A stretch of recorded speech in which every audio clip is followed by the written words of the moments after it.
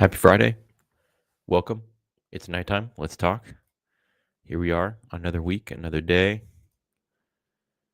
in the life, living the life, one might say. Wow, that was poetic. Um, Happy Friday, everyone. Happy Friday, y'all. Hope everyone's doing well.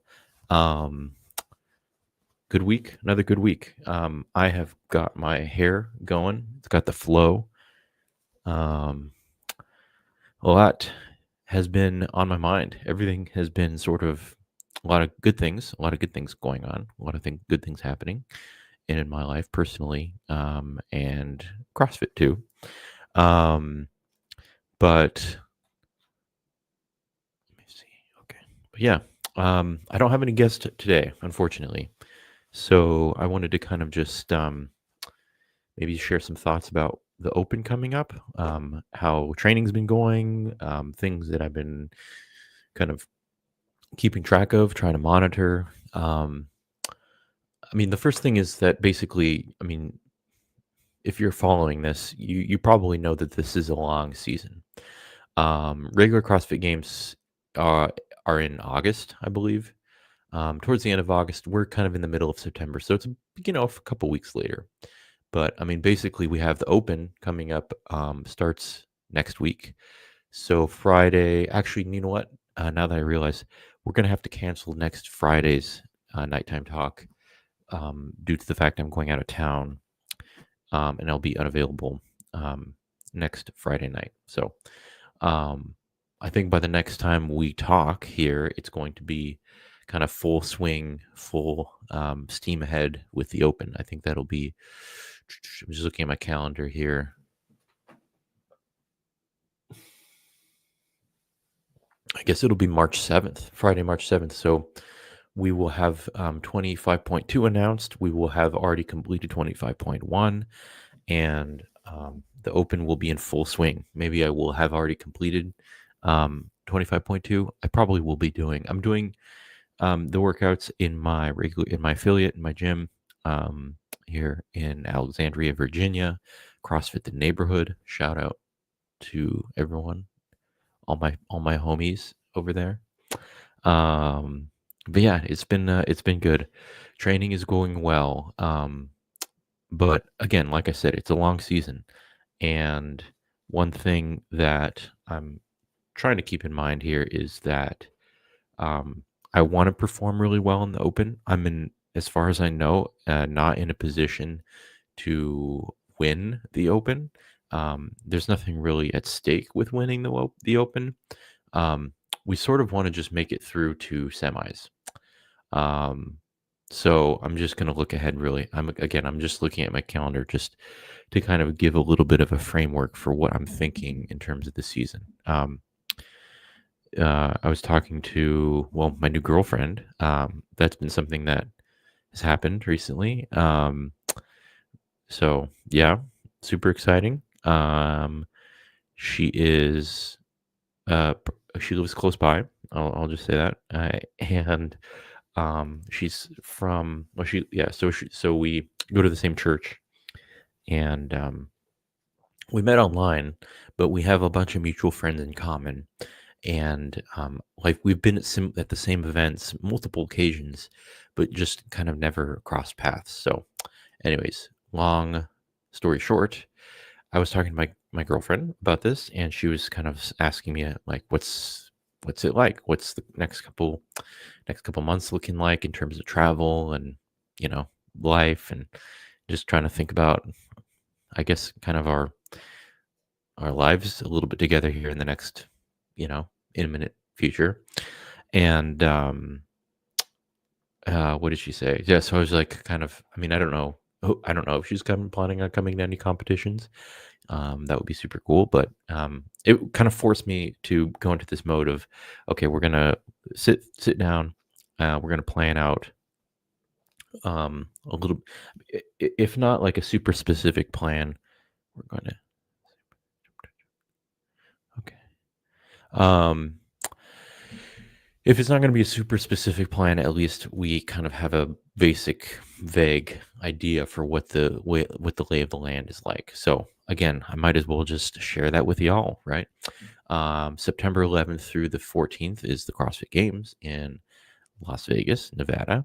Adaptive divisions are there. Um, and if we have to go back 4 months to May. Second week of May is the semis, and then we go back like 2 or 3 weeks. Uh, Wait, is that right? No, like 2 months, like 1, 2, like a month and a half before the Open. So Open, a month and a half, semis, 4 months, 4 months games. And so semis between, I think I want to make sure that I qualify for the games. Long story short, we got to make sure that that happens. I don't at this time feel any concern that that might happen. I mean, who knows? Who knows what's going to happen? We could look at who signed up for the Open, and we'll get a sense for kind of the depth, or at least in terms of the sheer numbers. Which, I mean, honestly, obviously, the more the merrier, the happier I'll be. I think the more people are participating, but we have to kind of make sure that we get in. So I've been struggling a little bit with like injury, not injury, but just sort of like things that I want to prevent from becoming injuries. So I've been doing a lot of like more preventative stuff for like aches and pains that I've experienced in my elbow. Let's see, elbow, and I guess a little bit of the shoulder.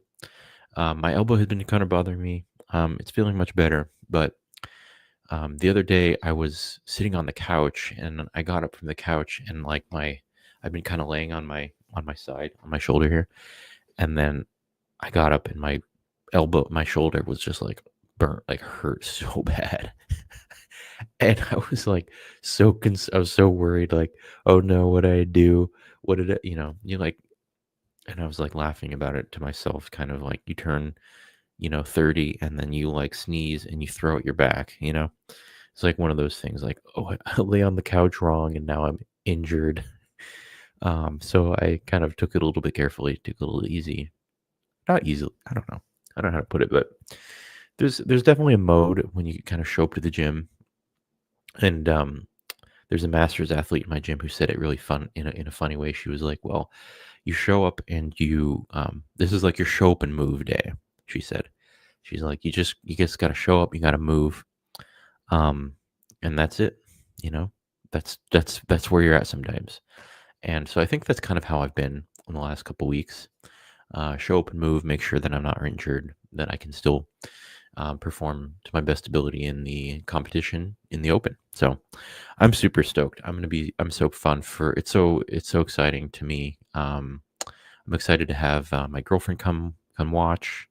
I'm excited to kind of participate. My gym is doing like teams.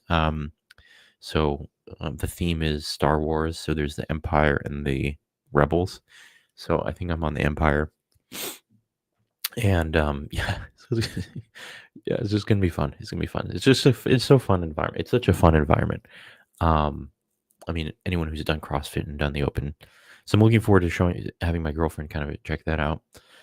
She came into the gym a little while ago. Let's see, no, last Saturday, she came to do a little conditioning session with me, and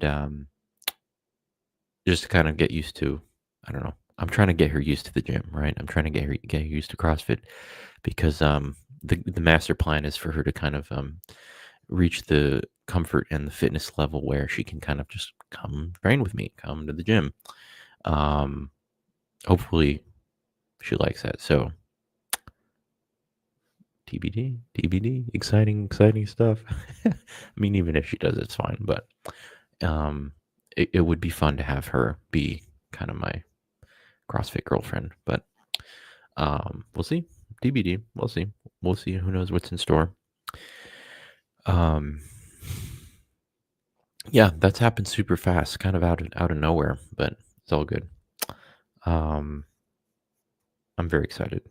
I'm very excited. It's been very fun. I just got home from walking the dog. She's out of town, and so she asked for some help from me to walk the dog. And so walking the dog, that was fun. And I've never had a dog, so kind of getting used to that. And I had to pick up the poop for the first time, which was sort of uncomfortable, I guess you could say. um, yeah, a little uncomfortable. Not the end of the world. The thing that I was considering that is the most troublesome for me personally is the warmth. Like I was like not excited to kind of feel, okay, I'm gonna pick up this warm turd from the floor. It's like steaming pile of turds, and you know, just to kind of feel the squishiness and the heat from the body of the butt of the dog of the animal is like not my favorite thought. um, and I did it. I did it. I was fine. I survived. Everyone, I survived this very important trial of my care for the girlfriend and her dog. So I'm a member of the pack now, one might say. So super fun. It's a super cute dog. It's a Labradoodle. So very sweet, very excited, super happy. Sort of like that golden retriever personality that's like always happy to see you. You're like, you know, like goes crazy to just because they're so full of love, I guess you could say. Yeah, so super fun.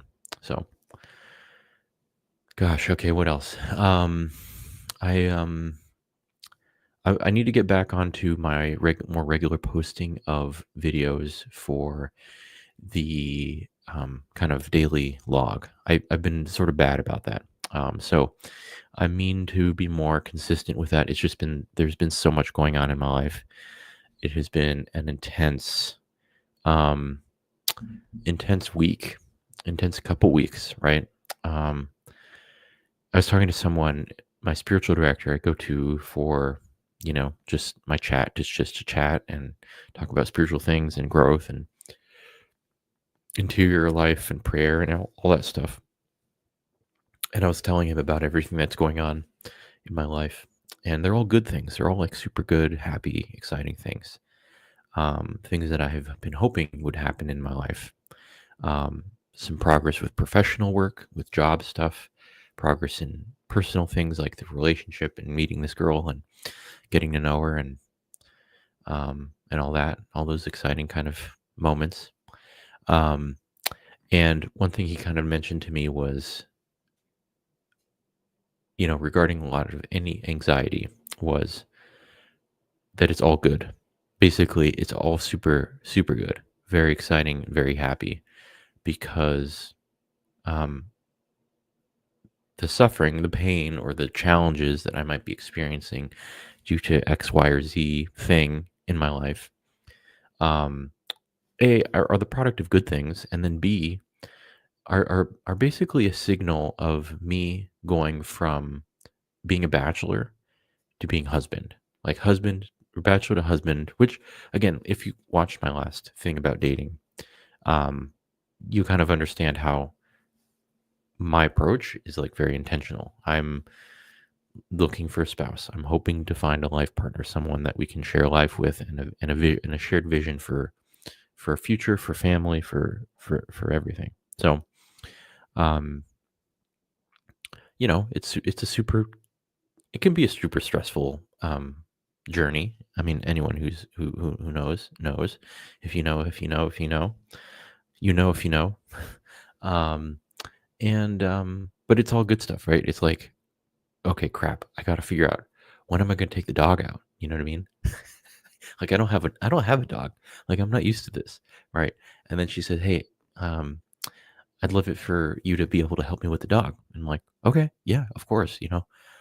Okay, then like I got to figure out all the dog stuff. I got to learn how to, take care of a dog all of a sudden, right? Um, that kind of flexibility, that kind of willingness, I think is not is like a little bit uncomfortable. It's uncomfortable for anyone. It's like the kind of idea that um like it's a little bit stressful or uncomfortable to be vulnerable with someone, right? So in this case with her, um, like asking for help, maybe that's uncomfortable for her, right? I don't know, TBD, right? I'm not saying that's a specifically difficult challenge for her, but that kind of thing, right? Where we have to kind of learn to adjust things.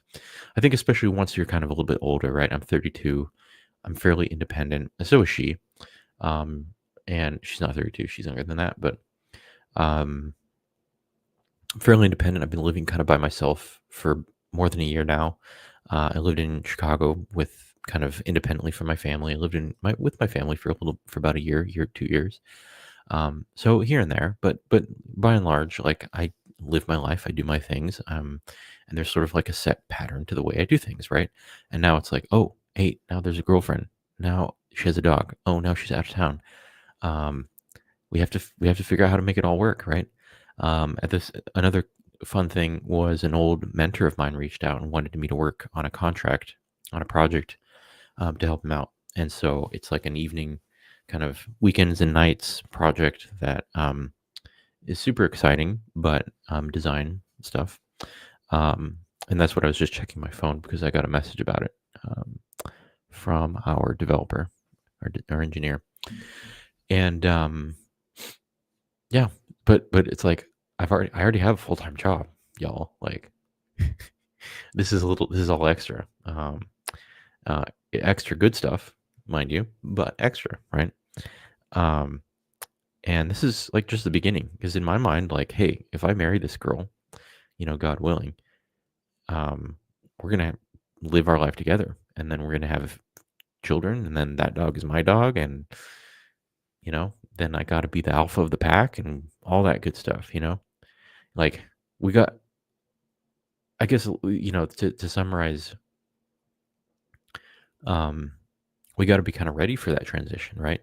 And it's not a transition that happens overnight. And I think anyone who has kind of a conscientious approach towards this whole situation of dating, if dating is to marry or to have a committed relationship, then you have to kind of think about, do I like dogs, right? Like for example, like with the dog. I mean, let's just take the dog. Um, I've had bad experiences with dogs. Like I don't love dogs. I'm not a dog lover. I'm not a dog dad, a dog dude, one might say. Um, and she asked me that. She was like, "Do you like dogs?" And I was like, to be honest, not really. I'm not a dog person." And I told her why, and I told her the story of the time, I had an ex who had a dog, and the dog was freaking crazy, and the dog's like sprinting around the house, knocking the babies over, like throwing things around, and how I'd be sort of like walking around minding my own business, and the dog would come and like sprint at me, jump straight at my junk, hit me in the balls, like out of nowhere. I was just like minding my business, and the dog just kind of comes and punches me in the nuts. And it's like, and to me, like that, I don't know, that pissed me off. Like I hated that. Like that was like, I don't want to have to be like on guard whenever I see the dog, right? I don't have to kind of like be like, oh no, is the dog gonna hit me? Is the dog gonna smack me in the nuts? No, like, is the is the dog gonna like punch a kid, bowl a kid over in the middle of the hallway? No, I don't like that, right? That's not okay. And um I was comforted because when in that conversation, she was basically like, "Oh yeah, that's really bad." And I was like, "Yeah, I think it's like it's not that the dog has a problem; it's the owner has had a problem, right? If you have a problem with the dog, it's not because of the dog. The dog is like an innocent creature. It's like a pack animal. It needs guidance. It needs an owner. It needs someone who can train it and help it and guide it, make sure it's happy, right? And happy and making other people happy too." So in this case, that owner was not very good, right? Letting the dog do whatever it wanted. So, gosh, okay. Long story short, yeah, just a little things like that have to be a conversation, right? Um, Yeah, little things like that have to be conversation, and it was a good conversation. It was very constructive, I think, when we were talking about it. So, okay, but it's just sort of like things to get used to. Okay, so all right, I'm just losing my train of thought. Where I was going with that was basically all this thing about the dog. Where was I going? Basically, um, I had to think about it, sit down and think about it, right? Okay, I don't really like dogs. She has a dog. Let me get to know the dog. Let's see what kind of owner she is. Let's see what kind of dog this dog is. Like, what's the relationship like here? Um, having the information that I'm not really a dog person. What does she do with that information? Let's just collect data. Let's collect information. And that was kind of how I went about it. And I saw some very encouraging things. She was very conscientious. She's just a very conscientious girl in general. And the dog started jumping on me, because dogs like doing that kind of thing. And immediately she was like, no, off, off, off, trying to get him off. And he was pretty good. Like he hasn't really jumped on me that much. Or he hasn't really kind of hit me in that way, in the nuts, just randomly, which I appreciate. Okay. Yeah. Getting just messages about the work. So yeah, gosh, man, it's been good. So, long story short, where do we go? Where are we going with this? I was going to talk about talking about CrossFit with the girl, because we did bring it up, and this was a good, like, interesting experience for me to kind of coach and like adapt things and like a scale and get someone a little bit more familiar with things. Um, I decided to do this conditioning workout with Grace. I just said her name. That's fine. Grace joined me for a workout at the gym. I just wanted to show her the gym, kind of get her involved in CrossFit, get her hooked. Ultimate scheme there. And let me change the thing here. And it was fun. It was fun. It was a conditioning workout. So it was just very monostructural bikes and rowing machines back and forth, kind of for calories. And we had a good time. Um, she was super willing to try it out, give it a shot, see how it went. I think she pretty quickly, um, like, had a very cheerful, outgoing spirit about it. Long story short, at one point, she kind of turned to me and was like, "Brian, like, I don't know if I can keep going." And she showed me her watch, and her heart rate was like 186, something crazy. And I was like, whoa, whoa, whoa, hold on. The intent of this workout is not to get you to like a maximal heart rate situation where you're kind of like, you know, keeling over, right? To me, I was like, okay, we need to be more in like the 6 to 7 RPE kind of rate, perceived effort. I was like trying to explain that to her a little bit. And in other words, it's not like, okay, your heart rate's going through the roof. What was kind of funny about it was she wasn't even breathing that hard. She wasn't breathing particularly hard. She didn't have like kind of the obvious signs of sweatiness and like distress.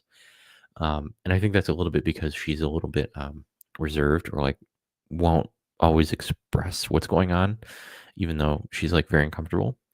And so she and I, kind of on the fly, I was like, okay, whatever calorie count you have coming up, just discount it by like 5 calories. So if I'm doing 15 calories on the machine and then you're doing 15 calories on the machine, do 10 calories. So she was like, okay, okay. I think we tried that for a little bit, and she was just like, I can't. I don't think I can do this. I don't think I can keep going. And at this point, I was like, oh crap. Like, I was like in the middle of the workout. I'm kind of dying too at this point. And I'm trying to like channel all my CrossFit CF L1, my L1 knowledge. And I was like, okay, just do a set number of calories each time. And I set it pretty low. Um, I think at that particular moment, I realized, like, I had just finished a set. We're about halfway through at this point. I had just finished a set number of calories. I forget exactly how much. And I like went over to her machine and I looked at how many calories she had, and it was like 8 or 9 calories on the bike.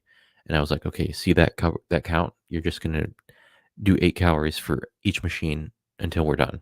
And it was like 10 rounds or something. So we were like round 5, and I was like, okay, just hit that 8 calories every time. Um,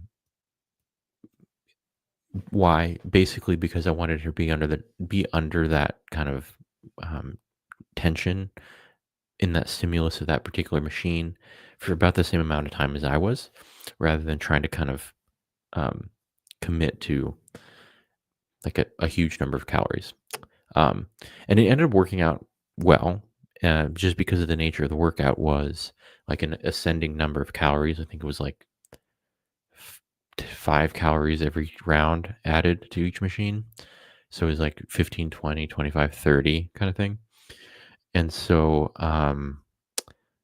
it was becoming progressively more difficult for me, but it was kind of consistently being the same for her.